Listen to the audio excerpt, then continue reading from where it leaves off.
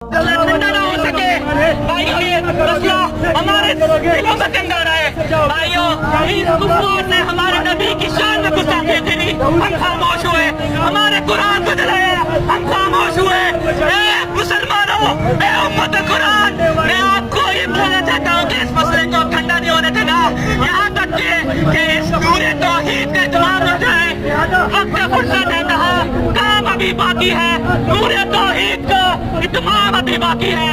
بھائیوں، میں آپ سے سوال کرتا ہوں، کیا آپ اس مسئلے کو ٹھنڈا ہونے دیں گے؟